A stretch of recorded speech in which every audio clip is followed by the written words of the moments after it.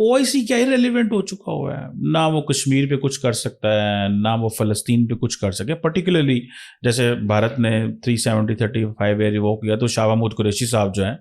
चीखते चलाते रहे कि भाई फॉरेन मिनिस्टर्स का इजलास बुला लें, कोई गपशप मारें, कोई बताएं हमें हमने क्या करना है। इवन कि हमने तो धमकी भी लगा दी कि भाई हम जो है वो एक ऑल्टरनेट ब्लॉक बुला लेंगे, लेकिन बाद में हम माफियाँ भी मांगते रहे उस धमकी की। ओआईसी क्या इररिलेवेंट हो चुका हुआ है, या आप समझते हैं कि ये रेलिवेंट है फॉर द कंसर्न कंट्रीज? जो अरब ममालिक हैं वो अपने लिए इसको एज ए फ्रेम प्लेटफॉर्म तो इस्तेमाल करते हैं, लेकिन पाकिस्तान के लिए इसकी अब कोई वैल्यू नहीं रही, इसकी रेलिवेंस नहीं है, क्योंकि हमने तो सारी बात है कश्मीर का उस पर बड़ा जिक्र करते रहे और अब वो कश्मीर को एजेंडे पे नहीं लेके आते। तो ये जो चीज़ है कि ओआईसी क्या एक इररिलेवेंट अदारा है, हो गया हुआ है, या कि आप समझते हैं कि इसके ऊपर दोबारा विद इन मुस्लिम वर्ल्ड बहस होनी चाहिए कि इसको कैसे इसके अंदर हवा फूंकनी है, इसको कैसे ताकतवर जानदार बनाना है? क्या कुछ चांसेस हैं, या कि आप समझते हैं कि इसको अब इसकी कोई वैल्यू नहीं रहेगी, जो लार्जली एक पब्लिक सेंटिमेंट है पूरी मुस्लिम दुनिया के अंदर? जी जी, वो कभी कुछ लोग कहते होते हैं ओ आई सी, तो वो उनका मतलब ये होता है कि ओआईसी कुछ काम नहीं कर सकी, तो एक अज़राए तफन्नुन वो बोलते हैं। लेकिन मैं आपको बताऊं कि तमाम दुनिया में जो ट्रेंड है ना इस वक्त, वो है यूनिलैटरलिज्म का। मल्टीलैटरलिज्म से तवज्जो हट गई है, दुनिया जो है ना बट रही है, लोग अपने अपनी उस पर जब मल्टी अलाइनमेंट्स बन रही हैं छोटे छोटे, उसमें इतनी बड़ा ऑर्गेनाइजेशन 54 मुल्कों की based only on the faith है, वो नहीं चल सकी है, वो उसका काम उस तरीके से नहीं हो सका, क्योंकि ओआईसी कोई एक गवर्नमेंट तो नहीं है ना, ओआईसी एक प्लेटफॉर्म है जिसपे सारे मिलकर बैठ के फैसले करते हैं। लेकिन वो भी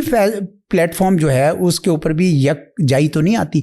बड़ा अरसा ईरान और सऊदी अरब का आपस में झगड़ा रहा, फिर ईरान और औरों मुल्कों का रहा, फिर सीरिया का बीच में इशू आ गया। एक ज़माने में इजिप्ट को भी उन्होंने कहा कि जी आपने क्यों ज्वाइन की है वहाँ पे, क्यों की है अमेरिका के साथ, इसराइल के साथ क्यों की है, उस पर भी ओपिनियन फ़र्क पड़ता है। तो इस वजह से ये सारे जो ममालिक हैं वो अपने अपने मफाद देखते हैं। और अभी आप देखें कि जितने गल्फ़ कंट्रीज़ हैं वो हिंदुस्तान के साथ ताल्लुकात रखना चाहते हैं, वो मकबूजा कश्मीर की सूरत हाल को सपोर्ट करते रहे हैं,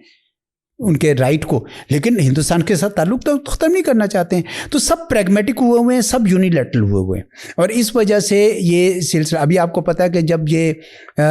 फ़लस्तीन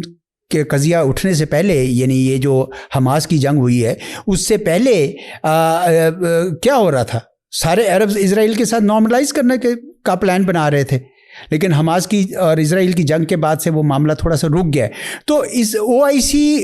करना चाहे तो बहुत कुछ कर सकती थी। मिसाल के तौर पर आप अगर मिलकर कहते हैं कि हम इजराइल का बाइकआउट करते हैं, हम उनके प्रोडक्ट्स नहीं लेते, हम उनको तेल नहीं बेचेंगे, हम कोई किसी, बहुत पिंच फील होती,